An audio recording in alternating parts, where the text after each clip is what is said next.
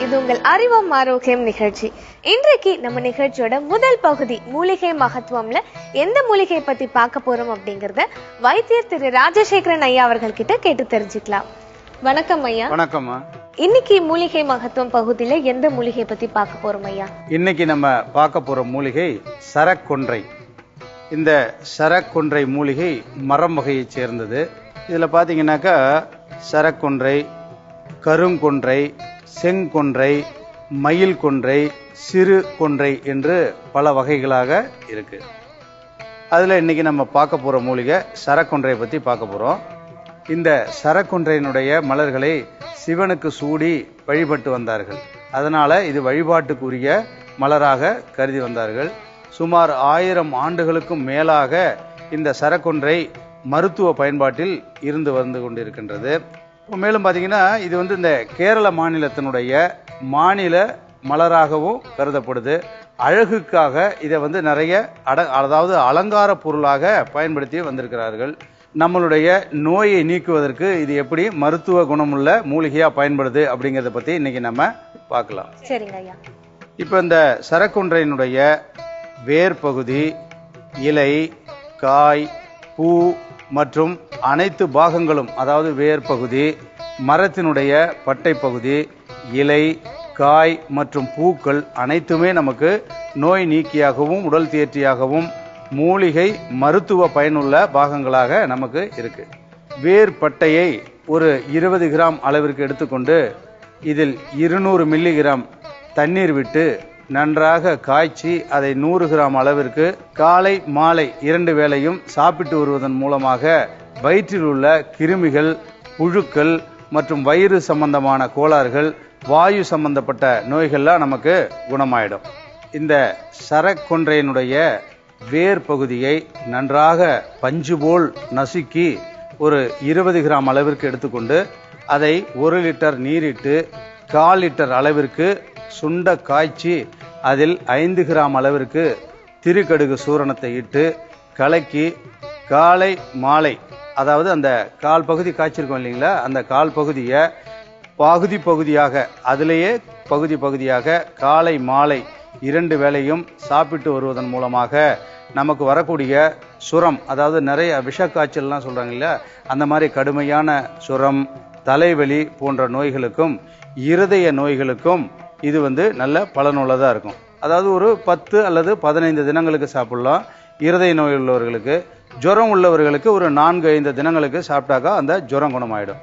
இதே சூரணத்தை குறைந்தது ஒரு 40 நாட்களுக்கு சாப்பிட்டுக்கிட்டு வருவதன் மூலமாக மேக நோய், கணுச்சூளை என்று சொல்லக்கூடிய நோய், அந்த மேக வெட்டை, உடல் சூடு போன்ற நோய்கள்லாம் குணமாயிடும். இப்போ மேலும் பார்த்தீங்கன்னாக்கா இதில் வந்து புளி, அதாவது சரக்கொன்றை புளி என்று சொல்வார்கள், அந்த காய் பகுதி, அந்த புளியை நாம் நன்றாக ஊற வைத்து மைய அரைத்து அதை நீரில் இட்டு காய்ச்சி அதை நம்மளுடைய அந்த வீக்க பகுதி, அதாவது நிறைய பேருக்கு இப்போ அடிபட்டிருக்கும், அந்த அடிபட்டு வீங்கின வீக்க பகுதி, அந்த இரத்தக்கட்டு போன்ற இடங்கள் எல்லாம் பூசிக்கொண்டு வருவதன் மூலமாக அந்த வீக்கமெல்லாம் கரைந்து இரத்தக்கட்டு போன்ற நோய்கள்லாம் குணமாகும். மேலும் பார்த்தீங்கன்னா இந்த சரக்கொன்றையினுடைய பூ பார்த்தீங்கன்னாக்கா சமையலுக்கே பயன்படுத்தலாம். எப்படின்னு பார்த்தாக்க இதை நம்ம பொரியல் செய்து சாப்பிடுவதன் மூலமாக நிறைய பேருக்கு, இந்த பெண்களுக்கெல்லாம் வரக்கூடிய இந்த மாதவிலக்கு சம்பந்தப்பட்ட நோய்களுக்கெல்லாம் இது ரொம்ப பயனுள்ளதாக இருக்கும். அவர்களுக்கு வரக்கூடிய அந்த மாதவிலக்கு காலங்களில் வரக்கூடிய அந்த அடிவயிற்று வலி போன்ற நோய்கள்லாம் குணமாகணும்னாக்கா இந்த சரக்கொன்றை பூவை பொரியல் செய்து சாப்பிடுவதன் மூலமாக அந்த நோயும் குணமாயிடும். அதுபோல இந்த பூவை நன்றாக அரைத்து அந்த சாறை தேங்காய் எண்ணெய் விட்டு அதில் காய்ச்சி தலைக்கு தேய்ச்சி குளிப்பதன் மூலமாக தலையில் இருக்கக்கூடிய அந்த பொடுகெல்லாம் நீங்கி அந்த இள நரைகள் நீங்க பெற்று அந்த முடி நல்லா வளருவதற்கு பயனுள்ளதாக இருக்கும். அதே போல் இந்த சொறி, சிரங்கு, கரப்பான், காணாக்கடி போன்ற அந்த தோல் சம்பந்தப்பட்ட நோய்களுக்கும் இந்த பூவை நன்றாக அரைத்து மேலுக்கு பூசி குளிப்பதன் மூலமாக உடலுக்கு நல்ல நறுமணத்தையும் அந்த தோல் நல்ல பளபளப்பாக இருக்கிறதுக்கும் அந்த தோல் சம்பந்தப்பட்ட நோய்களையும் குணமாக்குவதற்கு இது நல்ல பயனுள்ளதாக இருக்கும். இப்போ இந்த சரக்கொன்றை இலையினுடைய கொழுந்தை வேக வைத்து அதில் சாறு எடுத்து என்ன மாதிரியான நோயை குணப்படுத்தும் அப்படிங்கறத பத்தி நம்ம இப்ப பார்க்கலாம். சரிங்க ஐயா. ஆல்ரெடி நம்ம வந்து தண்ணி சூடாக்கி, ஆமா, இப்ப நம்ம வந்து இந்த தண்ணீரை நன்றாக சூடேற்றி கொதிக்க வச்சிடணும். இந்த அளவு சூடு ஏறின பிறகு இந்த மாதிரி கொழுந்து இலையாக எடுத்துக்கொண்டு இந்த சுடு நீரில் இட்டு காய்ச்சணும். ஒரு கைப்பிடி அளவு, இந்த அளவுக்கு எடுத்துக்கிட்டா போதும். சரிங்க.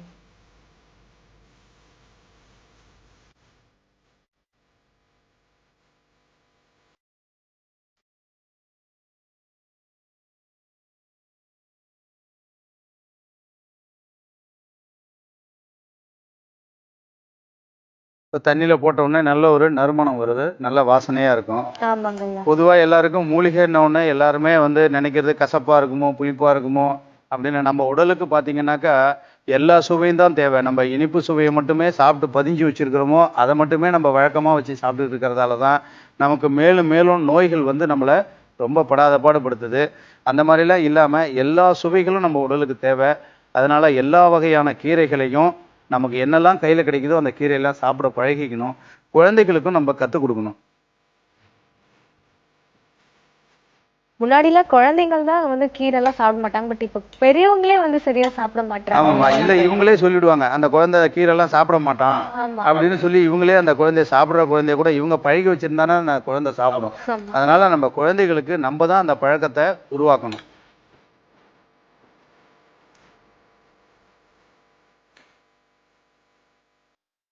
இப்போ பார்த்தீங்கன்னா நல்லா இந்த தண்ணீர் நம்ம வச்சது 2 டம்ளர் அளவிற்கு வைத்த தண்ணீர் ஒரு 1/4 டம்ளர் அளவாக இது சுண்டிடுச்சு.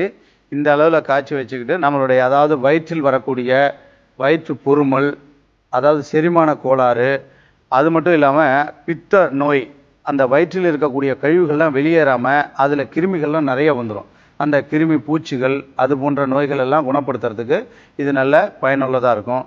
மேலும் பார்த்தீங்கன்னாக்கா இந்த சரக்கன்றினுடைய காயில் உள்ள சதை பகுதியை மட்டும் சாப்பிட்டு கொண்டு வருவதன் மூலமாக அந்த சதையை அப்படியே எடுத்து அந்த தோலை உரிச்சிட்டு அந்த சதையை சாப்பிடுவதன் மூலமாக நல்ல மலமிளக்கியாக, நிறைய பேருக்கு இன்றைக்கி மலச்சிக்கல் இருக்குது, அந்த இரவு நேரத்தில் அந்த சதை பகுதியை சாப்பிட்டுக்கிட்டு வருவதன் மூலமாக அந்த மலச்சிக்கல்லாம் குணமாயிடும். இப்போ இதை நம்ம வடிகட்டி எடுத்துக்கிறோம். சரிங்க.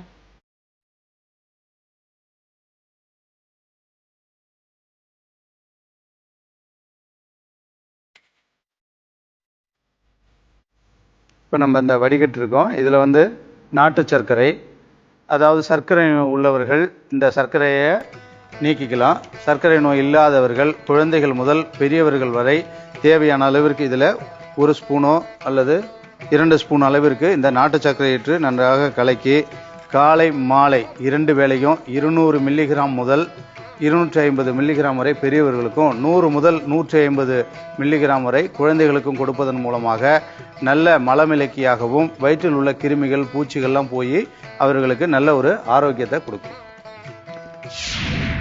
சரக்கொன்றை பானம் தயாரிக்கும் முறை: ஒரு பாத்திரத்தில் தண்ணீர் ஊற்றி கொதி வந்த பின் சரக்கொன்றை இலைகளை போட்டு சுண்ட காய்ச்சி வடிகட்டி நாட்டு சர்க்கரை கலந்தால் சரக்கொன்றை பானம் தயார். இந்த மூலிகை பத்தி நிறைய விஷயங்கள் எங்களுக்காக சொன்னீங்க.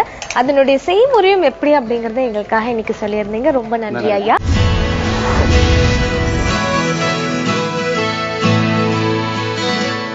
வணக்கம், இது ஆர்கானிக் அறுசுவை நிகழ்ச்சி. இன்னைக்கு நம்ம பார்க்க போறது வேர்க்கடலை பீர்க்கங்காய் கூட்டு. இதற்கு தேவையான பொருட்கள்: பீர்க்கங்காய், வேர்க்கடலை, பெரிய வெங்காயம், நாட்டு தக்காளி, தேவையான அளவு எண்ணெய், சாம்பார் பொடி, கடுகு, மஞ்சள் பொடி, கருவேப்பிலை, காய்ந்த மிளகாய், இந்துப்பு. 1 தேக்கரண்டி அளவு எண்ணெய் விட்டுக்கோங்க.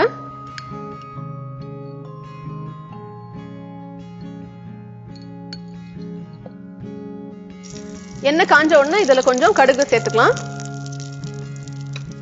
அது கொஞ்சம் வெடிச்சதுக்கு அப்புறமா காஞ்ச மிளகாய்,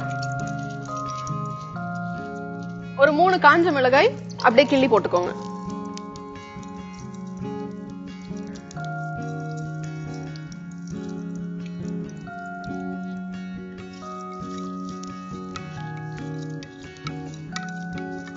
இதுல கொஞ்சமா கருவேப்பிலை,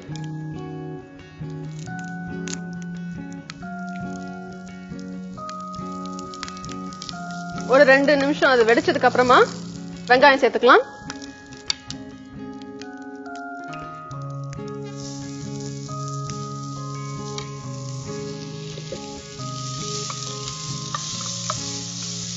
கொஞ்சம் வெங்காயம் அந்த கலர் மாறினதுக்கு அப்புறமா இதுல நம்ம தக்காளி சேர்த்துக்கலாம்.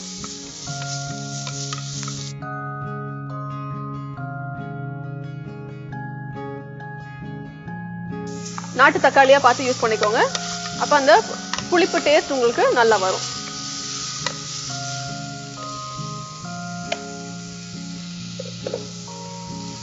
இது ஒரு 2 செகண்ட். அதுக்கப்புறம் நம்ம அதுல பீர்க்கங்காய் சேர்த்துக்கலாம். இப்போ இது கூட நம்ம வந்துட்டு இந்த மஞ்சள் தூள் போட போறோம். மஞ்சள் தூள், சாம்பார் தூள், அப்புறமா இடித்து வைத்திருக்க வேர்க்கடலை.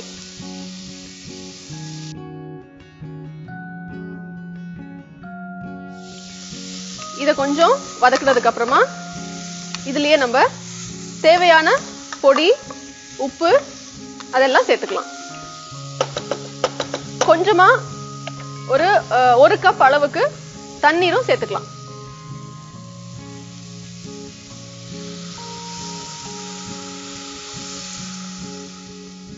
ஒரு அளவுக்கு உங்களுக்கு அந்த காய் எல்லாமே வந்து தண்ணிக்குள்ள முங்குற அளவுக்கு இருந்ததுன்னா சரியா இருக்கும். ஜாஸ்தியும் வேண்டாம். இது போட்டாச்சு. இப்போ இதுல நம்ம ஒரு 2 ஸ்பூன் சாம்பார் பொடி,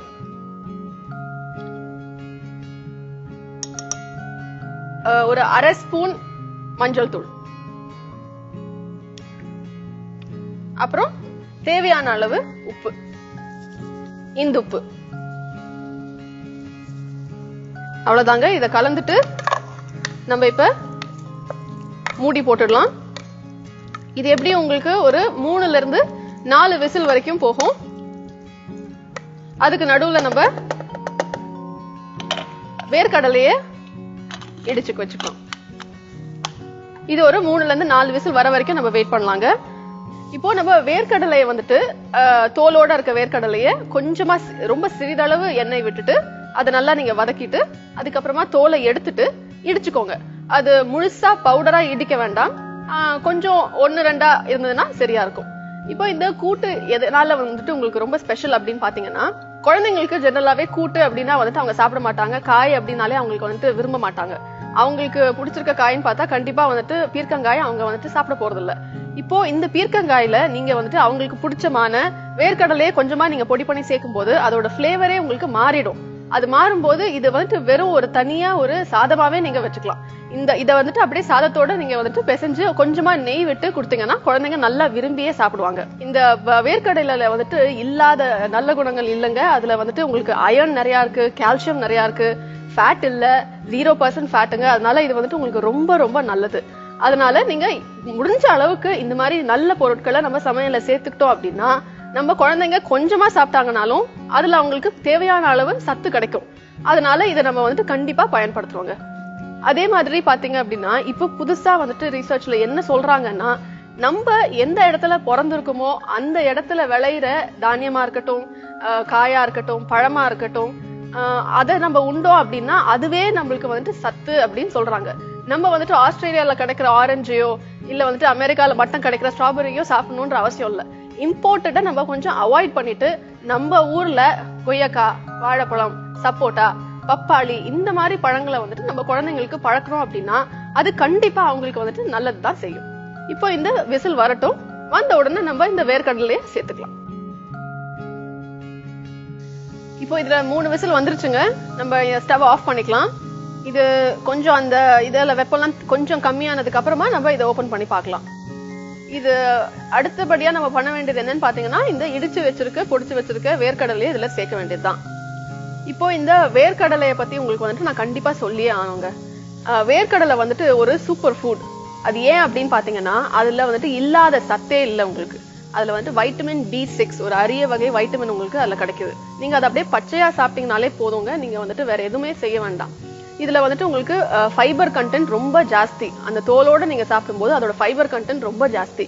அடுத்தது வந்துட்டு இரும்பு சத்து, அப்புறம் கால்சியம், இந்த மாதிரி வந்துட்டு நம்மளுக்கு உடம்புக்கு தேவையான பொருட்கள் அத்தனையும் வந்துட்டு இந்த வேர்க்கடலையில இருக்கு. இப்போ பாத்தீங்க அப்படின்னா நிறைய பெண்களுக்கு வந்துட்டு இந்த ஹீமோகுளோபின் குறைபாடுங்கிறது வந்துட்டு ஒரு சாதாரண விஷயமா போச்சு. கிட்டத்தட்ட எல்லாருக்குமே அந்த ப்ராப்ளம் இருக்கு. அது எதனாலன்னு பாத்தீங்கன்னா நம்ம ஊர்ல நம்ம நாட்டுல விளையிற பொருளை வந்துட்டு சாப்பிடுறது ரொம்ப கம்மி ஆயிடுச்சுங்க. நல்ல தரமான ஒரு பொருளை சாப்பிட்டோம் அப்படின்னா அதுல இருக்க சத்தே வந்துட்டு போதும், நம்ம உடல் நலம் நல்லபடியா இருக்கிறதுக்கு இது ஒண்ணே போதும். இப்போ வந்துட்டு இந்த வேர்க்கடலையே இதுல நம்ம சேர்க்கறதுனால உங்களுக்கு ஒரு ஒரு ஸ்வீட்டான ஒரு ஸ்லைட்டா ஒரு ஃபிளேவர் வரும். அதனால உங்க குழந்தைங்களுக்கு கண்டிப்பா இது பிடிச்சிருக்கும். கண்டிப்பா நீங்க உங்க குழந்தைங்களுக்கும் இதை கொடுக்கணும். இப்போ இது ஆவியெல்லாம் கொஞ்சம் கூல் ஆயிடுச்சுங்க, நம்ம இதை திறந்து பார்த்துடலாம்.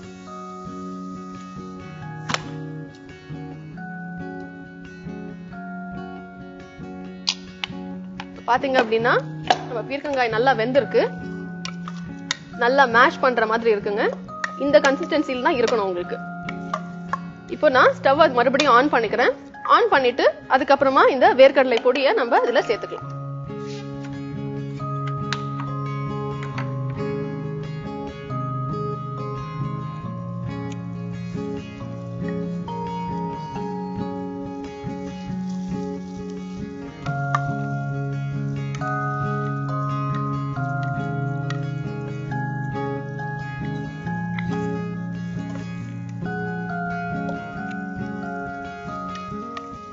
சேர்த்துக்கிட்டாச்சு. இது சும்மா நீங்க மிக்ஸ் பண்ணீங்கன்னா போதும். ஏற்கனவே வந்துட்டு உங்களுக்கு திக்னஸ் இருக்கு கூட்டுல. இப்போ நீங்க பரிமாறலாம். இது நீங்க சூடான சாதத்து கூட கொஞ்சமா வந்துட்டு நெய் சேர்த்துட்டு இதை கலந்து கொடுத்தீங்க அப்படின்னா கண்டிப்பா குழந்தைங்களுக்கு பிடிச்சிருக்கும். நீங்க வேணும்னா இந்த மிளகாய் அளவை கொஞ்சம் கம்மி பண்ணிக்கோங்க, குழந்தைங்களுக்கு ரொம்ப காரமா இருக்கும் அப்படின்னா. ஆனா இது வந்துட்டு ரொம்ப ஹெல்தியான டிஷ்.